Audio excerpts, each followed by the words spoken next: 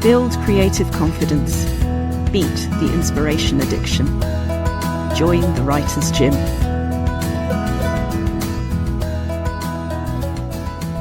Hello, Sarah. Hello, hi. It's so nice to talk to you. It is really, really lovely to see you and talk to you for this. I was thinking we met slightly before the world changed shape entirely.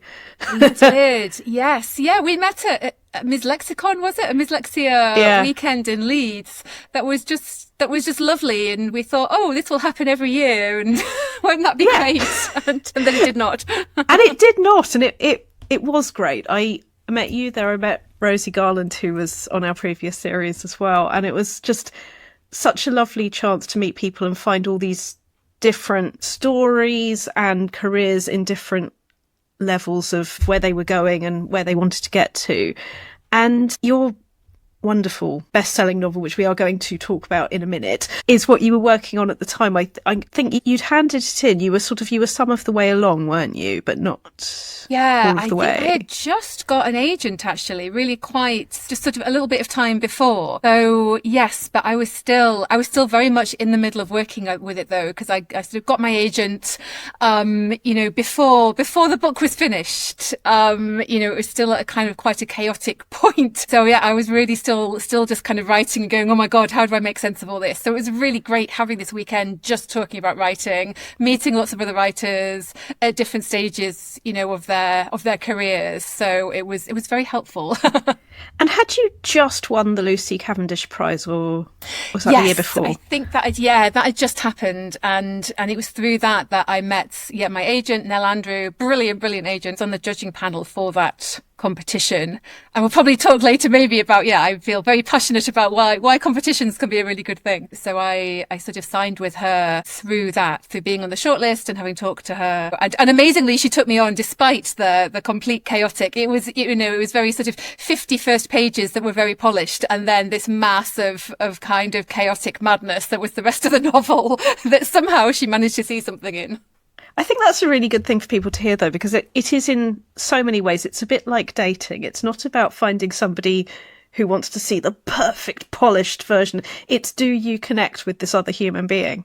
Yes, exactly. Do you connect? Do they connect with your writing? Do you connect with their sort of vision for your writing? Because I thought I was writing a book that was sort of aimed at a younger audience. And almost the first thing she said to me was, I don't think this is a young adult book. I think it's an adult book. And I was fine with that because I hadn't really started writing for any audience in particular. It's just as it gone on, I thought, okay, well, this is what it is. But she was like, nope, I think it's this, which was different. And it just made me see it in a different way that was actually really useful. And, not everybody might have liked that, which is fine. But for me, it was really helpful, actually, because I had just been, sort of working on it for so long by myself. Actually, I was kind of like, I have no idea what this is. So it was nice having somebody who could kind of see through all of that. Anyway, the reviews that I was reading and just the lovely comments, but one of the things that they compared it with was sci fiction, it was Game of Thrones, it was steampunk, it was high fantasy.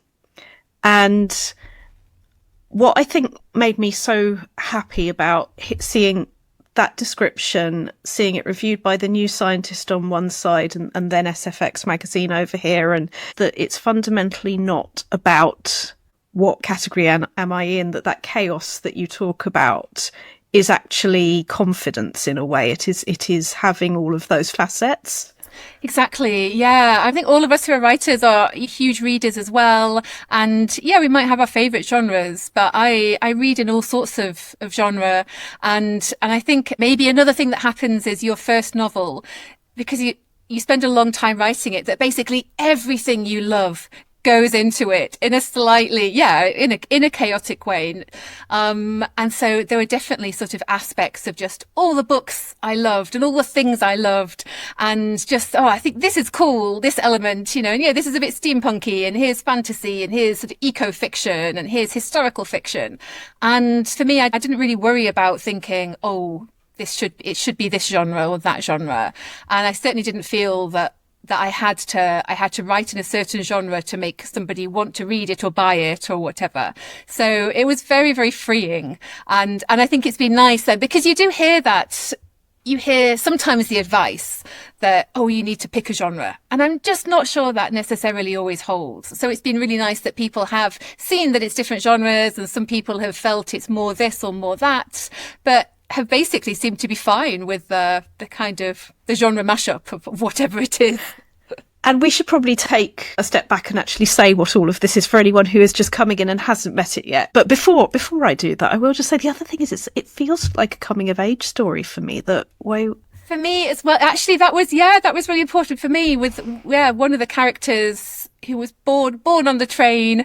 So it's set at the end of an alternative 19th century where the only safe way of crossing what used to be Mongolia and Siberia, and which has now become a sort of strange, ever-changing wastelands, is by armoured train. So a version of the Trans-Siberian Express, a fantastical version. And the story follows three main characters: an orphan, the child of the train, who was born on the train and has sort of lived on it her whole life and has been very loyal to it, but is now beginning to question her loyalties. And so she's one of the main characters. And then a young woman who has boarded the train under an assumed name and in search of answers in terms of what happened something disastrous happened on the last journey, and her father, who was part of the train crew, was blamed for it. So she wants to find the truth. And then the final character we follow is a disgraced scientist who thinks that he can sort of use and exploit the strange nature of the wastelands and to sort of salvage his reputation.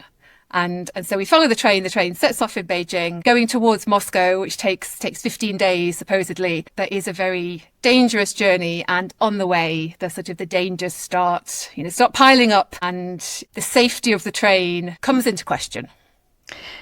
And for Gaiwei, because she has grown up on the train, knows where all the hidey holes are. There's a lovely thing about there are some she's grown out of and there are some she's discovered, and it was just such a beautiful way of looking at life. But then she kind of does the impossible in that she finds something and someone she didn't know was there from the world outside her world, which I find so compelling, not only from the circumstances that you've set up, but also from the point of view of it being a coming of age story. This friendship with somebody she shouldn't be there, B, she shouldn't be talking to, she should be saying, oi, out, reporting. She strikes up a dangerous friendship. And obviously I won't say what happens, good or bad, but fundamentally something that I enjoy about it is that following your instincts, there's a reason for your instincts, that you're growing in directions you might not understand as a young woman, but something that you don't have words for is guiding you. A morality and understanding is taking you somewhere.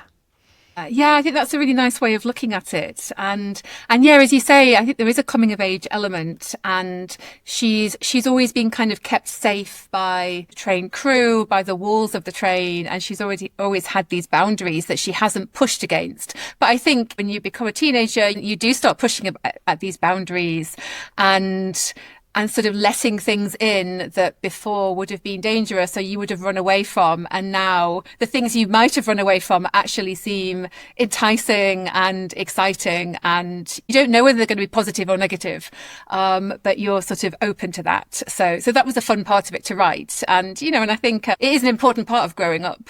And it's an important part of world political awareness as well, that the goodies and baddies one might just grow up with, life is actually more complicated than that, and she has to deal with an awful lot of that, doesn't she? Yes, exactly. That there are rules on the train that are meant to be keeping everybody safe, but she's starting to push against that and to doubt the things that she's been told, which again I think is kind of an important thing for all of us, maybe. And it's done so well, Sarah, and so rightly. I'd love to do a little go back in time now and talk about how you got there, because aside from everything else, do you still run the Leeds Centre for New Chinese Writing? That's going. Yes, I help run that. Yes, at the University of Leeds. Yeah, the University of Leeds, and of course when we met at Ms. Lexicon, that was in Leeds, so I got to know that that whole side of the world with yes, back then. The good side, Yorkshire. Oh, absolutely. Well, PhD from Hull, Let's go right back. Did writing happen to you early on? Did writing feel like the thing that was part of you, or how did you discover that? Yes, I definitely. And I am that terrible cliche of a fantasy writer who read The Hobbit at a young and impressionable age and decided that this was what she needed to do with her life. And I was going to be a writer. I think this is in junior school. At some point I read it. I was going to be a writer, and this was the kind of thing I was going to write.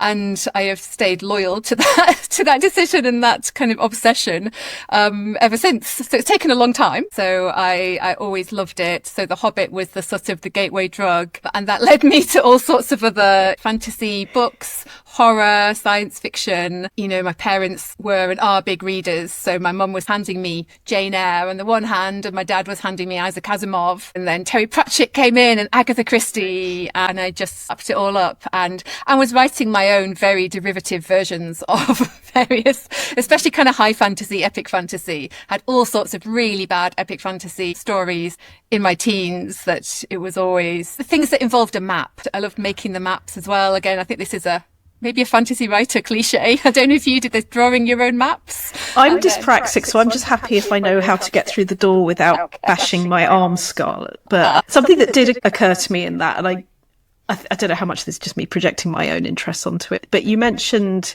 Jane Eyre and Pratchett, and one of the things that I suppose my love comes from in reading is that it is getting you to work on your own morality, your own understanding of how the world goes, that both of them, what Pratchett calls headology for the witches' books, and Jane Eyre is all about headology. It is all about having that sense that you are going to interpret the world in your way. You're not just in somebody else's genre. That feels very consistent. Yes, yeah, completely. And I hadn't even thought about that as Jane Eyre being, that's a lovely Pratchett plus Pratchett Bronte combination, but that is so true.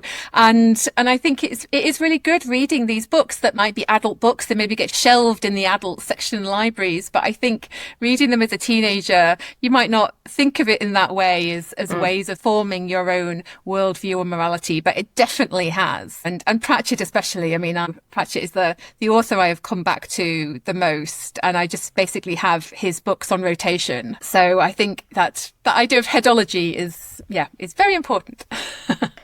Yeah, absolutely. That's behind a lot of things for me as well.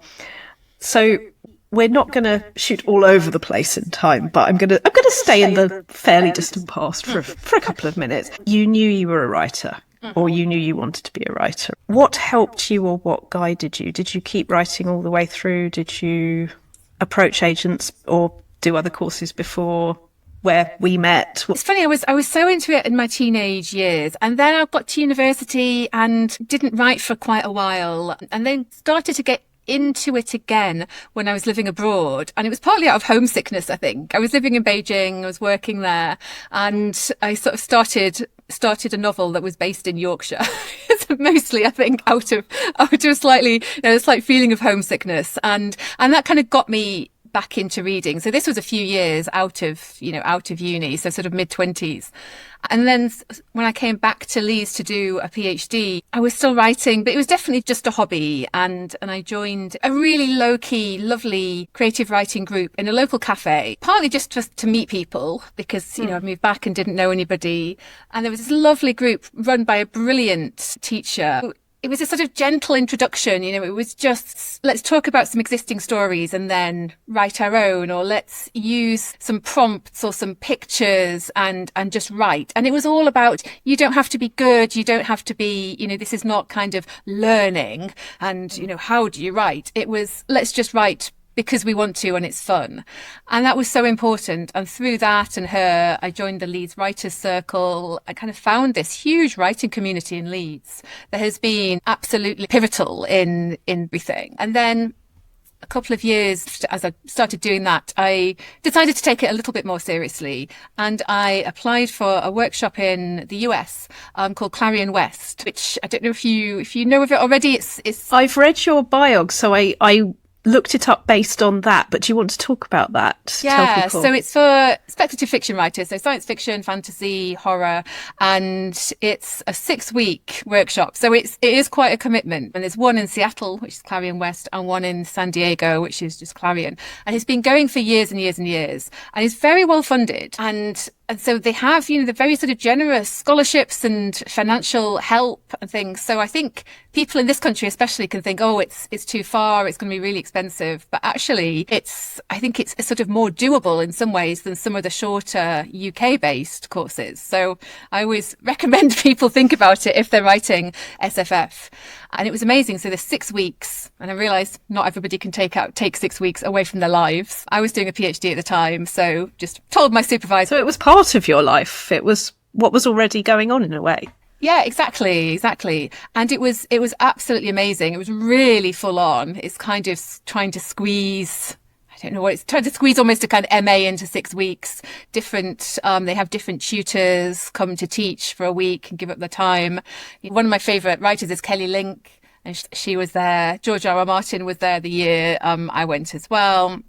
Chuck Palahniuk. It was, they get really great people to come. But actually, the important thing is that you're writing with, I think there's 18 people who are on the course, and you're sharing your work and critiquing it. Everybody goes round and shares their thoughts about your work, and then you answer and talk about it, which is really daunting because I'd never done a formal creative writing class before.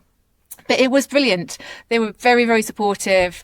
And yeah, so having all these different voices talking about your work and then listening to all these other voices, reading them, was just really a revelation. And I feel when I'm writing now, I can almost still guess what the different people in the class are going to say. They're still characters in your head. Yeah, exactly. Yeah. So that was a really big turning point. And also through that, I kind of learnt about the whole SFF, sort of science fiction and fantasy world, and that there are these things called conventions, and and there were huge numbers of journals and online magazines that I was only vaguely aware of and hadn't thought to start submitting to. But after Clarion, I started writing short stories. And I should say it's more focused on short stories, the workshop, than novels. Although a lot of people were wanting to write novels as well. Cautious Traveller's Guide to the Wastelands was part short story to start with? Yes. So I wrote the short story that the novel grew into in one of the weeks. It was in George R. R. Martin's week, which was very funny because it was meant to be, this was just at the time when Game of Thrones was really getting big. I think the TV show had just started. And I should say as well, we did ask him, we sort of said, okay, George, we know you have work to do yourself. Why are you here? And what did he say? Well, it was lovely, actually. He said, well, because he was a bit older then, and he said that a lot of the people who helped him when he was a younger writer had passed away. So he was basically kind of paying it forward and wanting to help and give his time to newer writers, which I think was really great. And he really did give his time. He read in real detail and gave incredibly detailed feedback. I think the morning sessions were meant to just finish at 1:00 or something, and then we had the afternoons free. But not with him. We had to come back after lunch because he hadn't finished. It took us so long to get round. So he really, really gave very detailed feedback. He was supportive but quite harsh, the feedback, but very useful. So the story that The Cautious Traveller's Guide to the Wastelands, as it was called then as well, was one of the first short stories I ever got published. So after I came back from the workshop, I had a bit more confidence to start submitting stories to short fiction venues, to magazines. And this one got accepted by Interzone, which was a really big thing for me because Interzone, it's a big UK sort of science fiction and fantasy magazine with this lovely long history. And they illustrated the stories as well, which was very exciting. Particularly for someone who loved maps and loved that side of writing. Exactly. And who has not a visually creative bone in her body. So would love to be able to draw, but really can't. Being illustrated was very exciting. Although also a publisher's dream because you won't be clamouring to do those bits for yourself. Oh, I will not. Yeah. As you know a little, well, I say you know a little bit about the Writers' Gym because you've been part of the Green Ink sponsored write for Macmillan Cancer Support. So you know where where things have come from. And the Writer's Gym is all about finding ways we get the writing off the pedestal in the corner and into a number of exercises and warm-ups and check-ins in and community throughout the week so that writing becomes normalised. I'd love to know, was that something that came, I don't know if naturally is ever the right word, but was that a memo you had from an early point, or has it sort of come and gone in terms of writing being part of everyday or every week life? Something I've really struggled with, actually, because I feel like I'm not very good at sort of routines and organisation. And I would love to be somebody who manages to sort of say, okay, this time every day, this is what I'm going to do. I'm going to sit down and write. And I'm definitely going to write every day. But I just don't. I find it quite difficult to do that. My brain doesn't work in that kind of way. You have other things happening. So I always really love hearing about other people's routines and kind of talking about it and getting these ideas. And I've sort of had to just find what works for me, which I think is actually exactly the same idea. It's just, I think sometimes we think of routine as, oh, you've got to do it this way. And it's got to be sort of, I'm sitting at my desk, writing at a certain time. It needn't. Yeah, exactly. You know, I love listening to podcasts, to your podcast and to other writing podcasts. And I think one of the reasons is that you just hear so many different approaches. Yes. And then you think, oh, actually, I can kind of have my own way or find my own way or try somebody's idea. I hope for everyone as well as me, just such a reassurance that when you have best-selling after your name or before your name, depending on how they are posting it, you know, that these feelings are still utterly there, human, normal, that we're sort of looking for permission in a way, I think, to know that there isn't a normal and that some other person hasn't magically got it all sorted. It is about getting in touch with whatever is going to do the job for you, I think. And the thing that strikes me again and again is that I have my landing pattern. There might be coffee, there might be music, there'll be a bunch of things that bring me into the zone. But that's the purpose of the ritual. The ritual isn't there for its own sake. It's there to bring me into the space. And I think if I was sort of betting, which I'm not, it feels like there's points where people have got as far as they know that to be the case, that the Sarah Brooks way of doing this will be different to the Rachel Knightley way, will be different to the George R.R. Martin, will be different to the everybody else. And it's got nothing to do with worthiness, brilliance, blah, blah, blah, you know, or anything. It's just to do with being a unique human and knowing you've got the permission to find that. Exactly. And yeah, I just, as I say, I love finding these different ways. I remember talking to the author Jennifer Saint, who says that she lights a candle. That's her little ritual. I thought, oh, I could have tried that. And I like candles and scents. So I tried it and it did not help me at all. But, you know, I had my room smelled nice. But it was just a nice thing to try. About the candle, I'm grateful to the candle because it uses my guilt really well. I have to babysit the candle. If I light a candle, I can't bugger off and organise a drawer or go and do the washing. I've got to be in the room. Yes, my cat is going to, burn herself, or it's going to burn the whole flat down or something if I leave it. You have a feline overlord, that changes things. Absolutely have a feline overlord. I used to have a feline overlord. Okay. Yes. I mean, my feline overlord at any point in the day will sit and look at me judgmentally.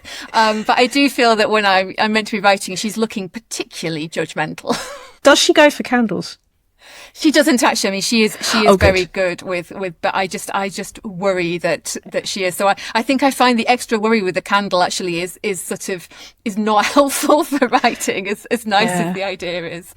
I have to say, and not to advertise, I sometimes use imaginary candles. I do. If it's summer and one of the people on the Writer's Gym team, Holly, she lights candles in spring, but there's something in me that somehow doesn't quite compute that. So I have an imaginary candle. I'm like, right, I've lit the candle, or I use a physical candle, I put it there and don't light it, but the candle is there, which means I can do my vomit draft of this thing, or I can do my next layer of this other thing, and it keeps me there. Oh, because I think it's about tricking your brain, right? Because I know people, there's an app where you can grow trees and things, I think, which I have heard of that, yeah. Yeah, but I think it's just something that's, yes, maybe just looking at the unlit candle is still going to have the same effect. And it's tricking, because I think that's what I do, is to sort of, I have various ways of tricking myself into just writing. And the most common one is just going somewhere else. And, if I'm in a cafe, or if I'm outside, or if worst comes to the worst, if I'm, sitting at the top of the stairs in a sort of unusual place in the house or whatever, I'm just like, oh, well, this is just an informal, I'm just kind of sitting down and playing around. I'm not at my desk needing to write and, make beautiful words. And I think it's tricking yourself to think this is not important, which I realise is kind of not what some of the advice doesn't count. Yes, exactly. So I know some of the advice sort of says, oh, you should take your work seriously and you should feel it's important. And I think if that works for you, then great. But the opposite works for me. The thing that frees me up to be able to write and to get rid of those nasty little voices. I think do you call them brain goblins? Oh, so I call them should fairies. Should fairies. I'm sure there's a folklore link to what Rachel says about this. Shooting the should fairies was the piece I wrote. Yes. It's on Substack. Right. And I love that. They should. Yeah. And that's how you can ignore them, because they're not going to notice you if you're just kind of like, oh, la la la, I'm just, writing for fun. Do you know that it does grow on me that it's anything where you're not trying to change the feeling, you're trying to change your behaviour, acknowledging that the feeling will still be there and that the feeling is not in charge, gets my vote. Yeah, completely. It's so important, actually. So that thing you just described where you're sitting at the top of the stairs, my one is sofas, and it's copying what my lovely cat Teddy used to do. 1 week there would be only this chair in the whole world. That was the chair and no other chair would do. But then next week it was this sofa and no other thing would do. And I'm like that. I will have if I go to different places in the room, I can trick myself in that way. Things need to be in different spaces and only this space will do for this thing for this reason at this time. Exactly. And I think for me, it's getting out of routine. It's not the same place, the same time every day. It's actually the opposite. And that's what works. Whereas I think for some people it is, if I'm sitting in this desk at this chair every time, I know that what I should be doing. But yeah, it is interesting. It's finding what spaces your brain responds to. Because I used to think I could only write in cafes, and until lockdown, I was still of the impression that was how I had to. And what's changed is the had to. I still go and treat myself to that. But for me, it was an important difference between I have to and I choose to, that I can do this here. I have to say, learning to close the door and boundaries around just saying to people, this is my time until such and such. If the door is closed, the door is closed. I have to say, recording podcasts also really helps with that, but because you have to. But it's making that have to in your head, being in charge of the have tos. Exactly. And I think, one thing I found difficult about writing was when I'm at my laptop, I'm sort of thinking, oh, but there's other things I should be doing. I should be doing my day job is to work at a university. There's always stuff to do. And there's always, admin or research, and which, especially when it's kind of admin, can sometimes be easier to do than the writing. So it's that if I'm trying to write, I'm just all this, oh God, I've got all these other things to do that I should be doing rather than this. So I think there's those boundaries as well, kind of saying, actually, this time I am just going to ignore all those emails or ignore that other part of my life that I need to be doing and go, well, this is also an important part of my life. And, and especially you're working with a publisher, you do have deadlines. So you have to do it, but it can be hard when you don't have a structure of, nobody's in the office telling you what to do at a certain time. It's just, you've got to make yourself do it. As you say, you've got to close the door and go, now this is writing time or podcast time. Yeah, it is. I'm just remembering, I don't know if you heard it, but when Nigel Planer was on the Writers' Gym, and his wonderful phrase for if you didn't start the day with writing, if you did let yourself do the emails first or do the business admin first, well, that's today fucked. or no, that's the day fucked. And I hear Nigel in my head, walking in here, I hear in my head, even if it's journaling or a minute literally of notes for something creative I'm going to do, it makes a difference. And then I say to myself, wow, that made a difference. I will now do that every day. Guess what doesn't happen? But I do it more, and I am cumulatively doing it more. And I suppose for me, it's that it's reminding me I am a writer. It's about not waiting for the praise from the outside world to say, yes, you are. It's about being it now and having the joy in it and the curiosity in it now. Yes, I think so. And I think keeping that joy as well can be tricky. I've definitely found with the first, the first novel where nobody is waiting for it. It's quite a joyful experience. You're just kind of writing it for yourself, and it is fun and you can play around. And I think that can sometimes, when you get into editing that, or when you're trying to work on the second book, that can get lost a little bit because it almost feels like, oh, this is a job now. And again, talking of tricking myself into things, I try and trick myself into sort of forgetting that there's a contract for it, or that anybody's waiting for it, and just kind of going, this should just be, I'm just enjoying writing this and I'm just playing around, and that makes it joyful. And I'm still the kid that fell in love with The Hobbit. Yes, I exactly. knew that this was what I wanted to do. Yeah. What supports you or motivates you in terms of process content? Do you like to have an idea push you to the desk? Are you more already there doing it? As on a day-to-day basis. Yeah. I think I like writing longhand in notebooks. So I think for me, I just kind of play around in the notebook, and that's what I take to sit in the garden or to work at the top of the stairs or whatever. And I just kind of just write. And when I find the exciting thing that I think, oh, this is new and cool, or that connects these two plot points that I've been struggling with, that's when I think, okay, yes, now I can run to my laptop and try and get that down before that little spark vanishes. You're making me realise why I love freehand, why I love notebooks. It's like when I'm learning guitar or when I'm rehearsing theatre, I always have a this doesn't count run. Or when I'm working with a public speaking client, or, if you have a speech, if you have a monologue, I always give them a this doesn't count run. And that's what it is, isn't it? It's taking yourself away, and it's yet again, this doesn't count. We talk about it as stealth writing sometimes. Oh, yeah. Oh, I like that idea. Yes. Yeah, definitely. And I say this to my students as well at the university. A lot of them they're writing dissertations or PhD theses. And I think there's this kind of fetishization of the writing process and of the thought that needs to go into this. And this is this very serious thing, and taking that away and not fetishizing it. I'm going to use your stealth draft. Well, I'll remind me to send you a link, because there's a stealth writing episode. So, I mean, I always send them that chapter of a book called Bird by Bird. Yes. And this book is so useful, right, for the stealth writing or the tricking yourself, because I love her. I always send my students the shitty first draft chapter, when they're kind of like, oh, but this writing isn't good enough. Like, it's meant to be not good enough. This is the shitty first draft. And they find that quite freeing. And they're just the idea of just taking things slowly, or looking at a tiny bit of a piece of writing, rather than thinking of it as a chapter or as a thesis or as a novel or whatever, again, is really useful. And I like her nice attitude to the process of writing. I do love this book, but another thing that you're reminding me of is the thing that I've translated in different exercises to vulnerability is strength, because she talks about it's hard and you're not super confident the whole time, and you don't know it's all going to be okay, but you come to the page honestly and you give it your whatever is yours.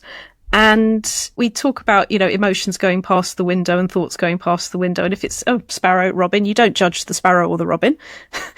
So when panic, fear, comparison, judgment, when those are going past, this is the thing, it's what we were talking about earlier, not letting the feeling become more important than the fact. You keep moving forward.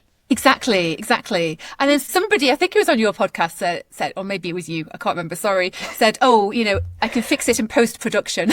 And I just thought that was a nice phrase.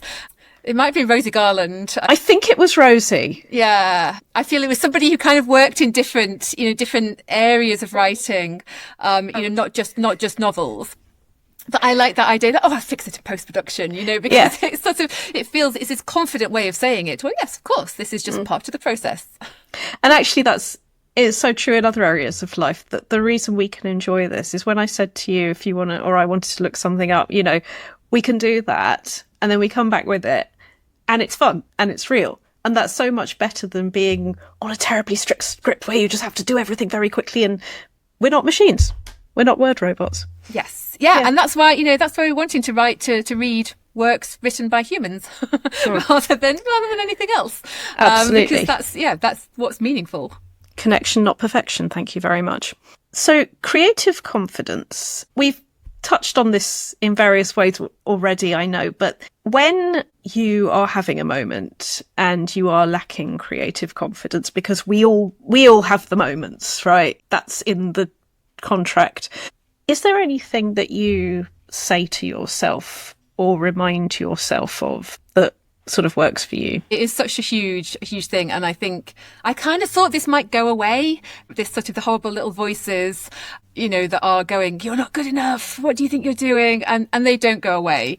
It seems, you know, once you've written a book, and probably once you've written lots of books. So recently I've been trying to remind myself, just first of all, you have done this, you know, it can be done. You can say the accolades, you know. Yeah. This would be a very good time to say them. If you want. You can write a best-selling book, etc. You know, and get nice reviews and see people reading your book. Didn't I see instant at one of those? Oh, yeah. That word came up at one point. which is always nice to be as an instant Sunday Times bestseller. Although that's the one. Shall we say that? Instant Sunday Times bestseller. Feels quite nice saying that.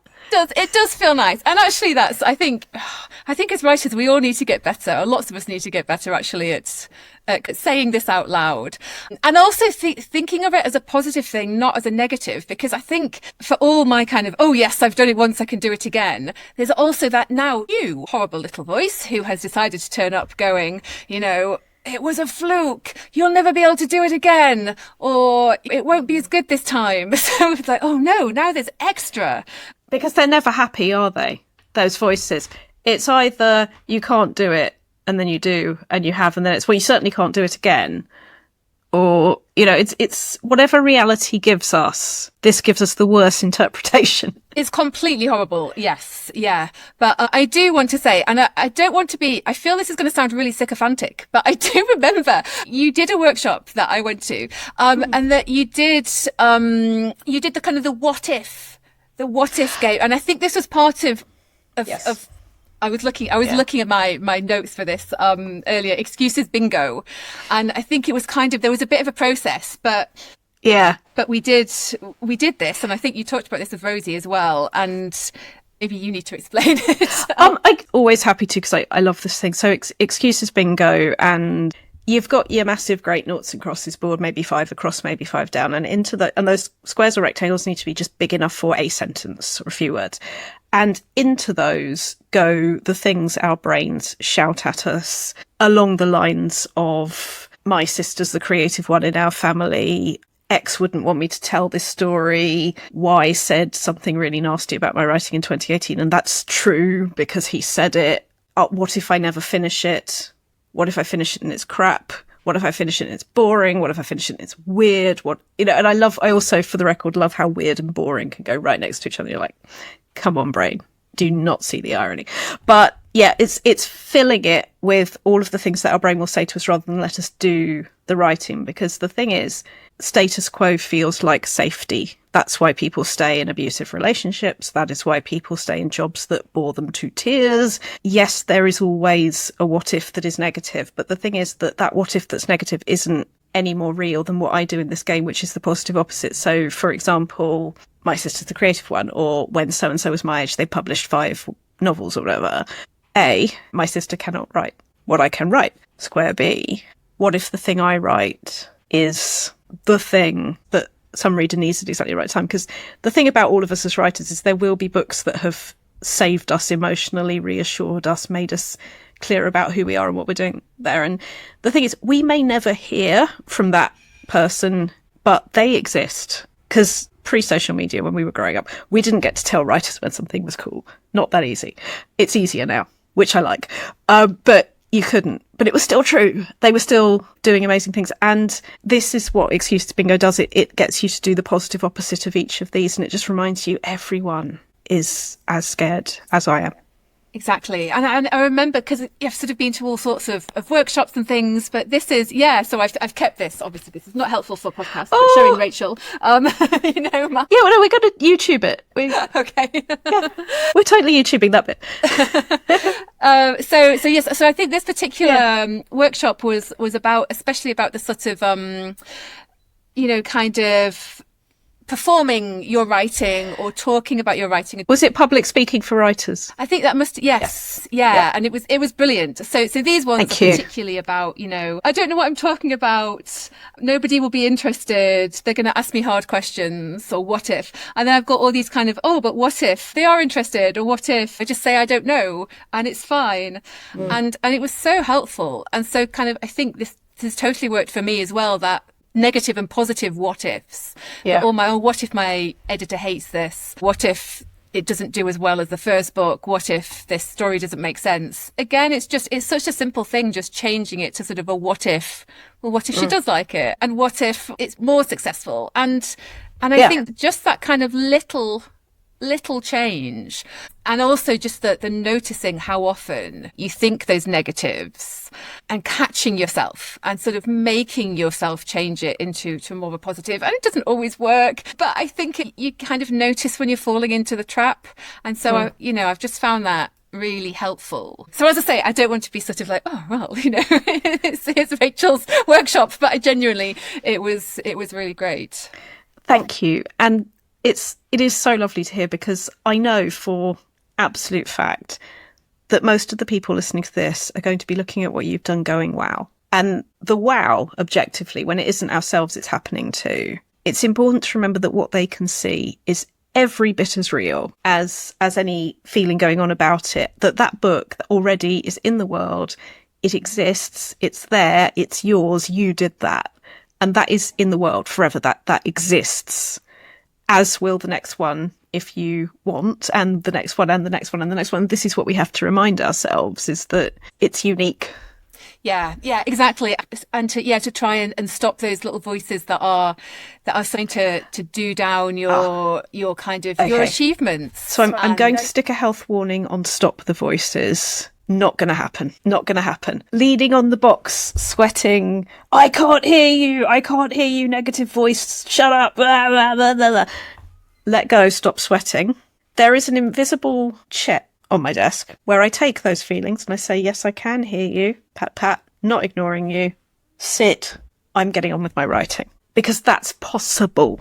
It's not possible to make them go away. I am existing, even though I could tell you very coherently and eloquently exactly why I'm a failure at blah, blah, blah, blah, blah, because I am a human. That is what it's like in here. Of the interviews that I've done, the ones where people have been willing to say, this scares me, I worry about this is what it's like to be me, are the most popular interviews. And that makes me really happy. The emails I get about interviews are when people have felt that this is why I keep memeing over and over again. Vulnerability is strength. You can sit there going, well, here's why I'm brilliant. Here are my millions of, and that's, very nice for you. But I'd rather connect. I'd always rather connect. Because guess what? I'm a reader and a writer. And I would always rather have connection than perfection. Yes, exactly. And again, I think it shows how important kind of podcasts and all the writing resources and the workshops, that you run, that you can go to,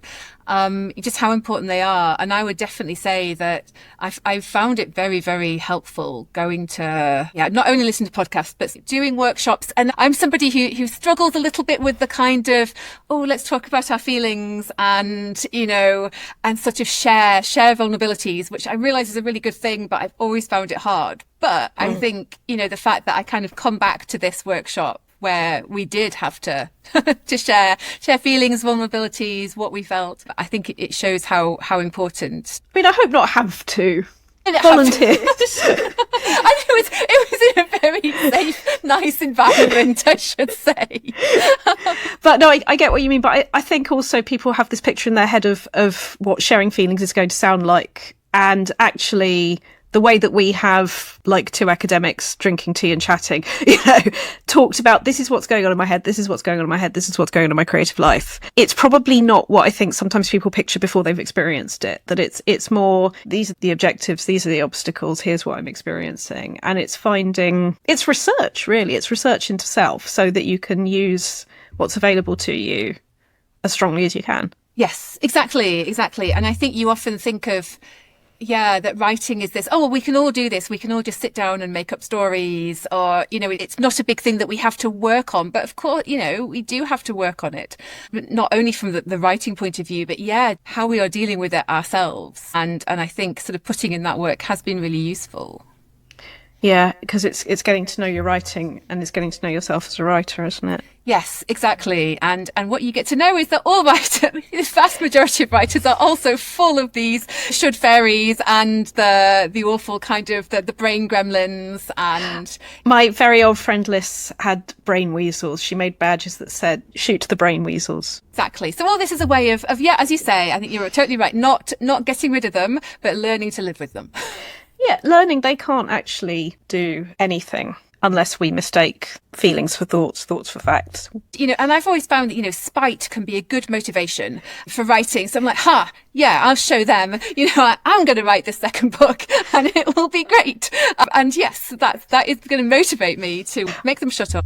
Yeah, I said this almost as a joke recently, that there was somebody who essentially said an idea that I still love was not going to work anyway. What they meant was it wouldn't work for their taste. And although I couldn't get rid of the memory because it was somebody I looked up to, I could do what Richard Curtis did. I haven't done it yet, but the Richard Curtis technique, if you notice that every Richard Curtis film or short or anything has somebody fairly unpleasant or a bit pathetic called Bernard. And then you find out why. Because somebody at university called Bernard said something shitty about Richard Curtis's writing. And now we have Bernard and the Genie.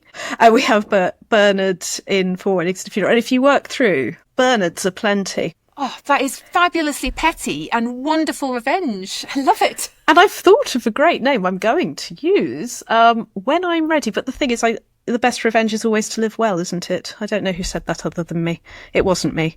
Yes, not but first. I think yes, to live well, to keep doing the things you want to be doing. And if somebody tries to do you down or stop you doing that, well, they might they should be careful, because they might get written into a film or a book as a very unpleasant character who, depending on the genre, might come to an unpleasant end. And you're a horror writer, so people who cross you should really be careful. Was it Nora Ephron? It ends in something along the lines of when beginner writers are worried about, can I use this material? I mean, the sensible thing I always say about that is, yes, you can, because it's always your version of the material. It's not objective truth. It is you being honest about your subjective truth. But the quote ends, yes, you can. They should have treated you better. And, they're different ways of looking at it, but with the same result. Yes, Nora Ephron was wise. We should absolutely, listen to her. I love Nora Ephron so much. We've been through the habits and things that work, don't work, mentalities. You've mentioned there is a cat in your life. There are also humans in your life. Any sort of tips around or things that work for you around boundaries of either time or space? Yeah, I mean, I suppose I feel I'm lucky that, obviously my cat does not understand the importance of writing in my life. The humans around me do. So I think, having good humans who understand that writing is important to you, whether you have a deadline or not, that it's a part of your life that they should, even if they don't understand it, I think is really important. And, and some of my sort of friends and family will even ask questions about it and look interested in the answers, which I'm always very, very grateful for. Are you a door shutter? I'm a massive door shutter. Not really, but that's mostly because of the cat, because the cat will be perfectly fine. She can be in the other room, doesn't want to be near me. But as soon as I shut the door, even if she's in another room, fast asleep, she will be howling outside the door in a second, because there's obviously something exciting going on in the room and she wants to be part of it. So that's... I do miss cats. I really do. Yes, she is a unhelpful but lovely writing companion. So I guess it's more in the communication for you. It's saying, I am going off to do this. Do you do the sort of, I'll be back at this time, or just don't talk to me until I say it's safe? Or what's Yeah, I think just sort of, this is writing time. I can't do this because I'm writing. I think people are quite, if they sort of love you, they will understand. So it's being clear, isn't it? It is being clear. And this, I think, is important for our own well-being, is to make sure that we give the non-writing time to other people as well, and to ourselves. So that actually, I think sometimes I find, especially if I have what is a writing day now, I do have more time to write. So I've dropped down my hours, so work part-time and have a couple of writing days. I find that sometimes the time can just kind of get away from me, but I haven't really been working particularly well. But I also haven't been resting or doing anything enjoyable or spending time with people. But I've just spent all this time kind of going, oh, this isn't working. So I think for me, one of the important things is to just go, this is writing time, but I'm also definitely going to, I'm stopping for lunch and properly stopping, or now I'm having a conversation and I shut my laptop and I'm not thinking about writing. So I think that kind of giving quality time to your writing, but also the quality time to the other parts of your life, whether it's just for you or for other people, is also really important. Oh, it's so true. And it's so cumulative, isn't it? When you are there for your writing, you can be there for your not writing. Yes. Exactly. And sometimes you do have those days where you think, oh God, I've not achieved anything. I've wasted the day, the whole day. The whole day has been fucked, to use Nigel Planer's words. And it can feel so frustrating. But I think you just got to go, okay, well, there's going to be another day. So, and not to beat yourself up too much, because I've definitely had many of those days with both the writing and kind of, the academic writing as well. And there's always something to take from how the day went off its rails. Like, I think that's why I like the phrase that if you don't start with writing in the morning, that's today fucked. I enjoy that. Thank you, Nigel, for that, for humour, because it's so crystal clear. But there's other bits too, that if, for example, you're a person who admins in the morning and then writes, or whatever it is that you do, and then you don't do it and it doesn't work, that's useful information, isn't it? Yeah, exactly. And, and I keep thinking, I will find the perfect ratio of writing to other things, and I have not found it yet, but... No. Well, you know why? You just use the P word. There isn't. Yes, there isn't. There isn't a perfect ratio. Oh, you can tell that you're a writing coach. I love the Great British Bake Off, but Prue Leith and I use the word perfect in very different ways. She says it's not done unless it's perfect. One of my first creative writing teachers, Naomi Wood, her PhD supervisor used to say to her, "Done beats perfect." And I've always seen in myself how when I start going in, like I'm guest blogging for a company that I adore. I can't say what yet, but it'll be out soon. And I was so happy that this was happening, and I saw myself going straight back into, this has to be everything it can possibly be, so that they know how great I am, and also so they know how great I know they are, and gets loaded and loaded. And then I went, just going to show them this bit, and they loved it, and I moved on to the next bit. Because, pressure comes off, idea that you have to be perfect comes off. And they realise, they didn't want it. They wanted you. They want connection. Exactly. And people's ideas of perfect are so different that you can't possibly, make something that's everybody's going to think is perfect. So, so I think this idea of good enough, I actually think is really helpful. And I remember my PhD supervisor as well saying, don't try and make it perfect. It's, you're trying to do this thesis for a certain reason, and people are going to take different things out of it, and some people might love it and some people won't, but it is going to be enough. And then you have to move on to do something else. Absolutely. That's really good advice. Is there any sort of other habit or exercise or ritual that you'd recommend for people out there starting out? Well, I mean, one of my rituals has come from, so I like listening to white noise when I'm writing. Ooh. And this has come from having tinnitus. It's very, she can be very irritating. And if I'm somewhere silent, I think this is why I like writing outside or in cafes, because that hum of noise is helpful. Yeah. But I started using white noise. And actually, I found it really helpful for concentration. And so I'll use it now sometimes, even if I am somewhere else and there's a bit of background, because it's just a certain type of noise that for me really helps me concentrate. White noise. I mean, actually, when I was writing The Cautious Traveller, because it's set on a train and because YouTube has anything you could possibly want, I would listen to these videos that were basically, 10 hours train ride across Switzerland in the rain or something, or, Orient Express ambience, and they were so helpful because they would have the train noise, and it had really helped me with the book. And the book I'm writing at the moment is set by the sea. So I'm listening to, the sound of waves. So that's my tip for especially if you're kind of sensitive to what you listen to, maybe want some noise, but don't want music. I can't listen to music when I write, but this kind of noise I find very, very helpful. Oh, that's beautiful. How much, if at all, and it's okay if not, am I allowed to ask about the next book? Oh yes, you are. I feel better about it after our talk. Actually, I feel I can go and do some writing after this.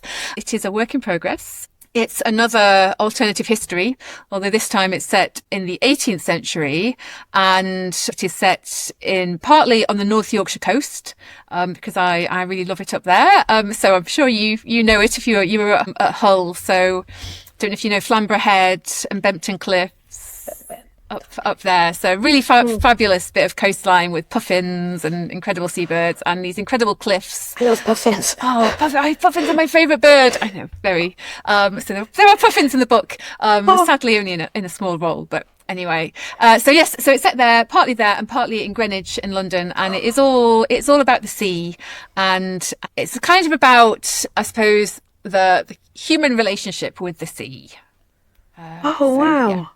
Are they making you have a hand in date, or are you just taking time and thinking? Well, I mean, they're being very good, actually. My editor has been great. And so I am saying September to get it handed in, but this is just a first draft. But yeah, they said quite early on, oh yeah, we don't see you as a book a year person. Don't worry. Yeah. And that's good, isn't it? Because although deadlines are great, they have to be the right deadlines for you. Yes, exactly. So I think a deadline is helpful, but also a book, it takes a long time, and yeah. So it is still very much a work in progress. Instant Sunday Times bestselling author Sarah Brooks, thank you so much for joining the Writer's Gym. Oh, thank you, Rachel. It has been really lovely to chat to you, as always. You've visited the Writer's Gym with author and coach Dr Rachel Knightley. Production and sound design are by Ashley Lexine, and theme music is by Chris Gregory. To join a Writer's Gym workout online or in London, as a guest or as a member, visit writersgym.com or email thewritersgym@rachelknightley.com.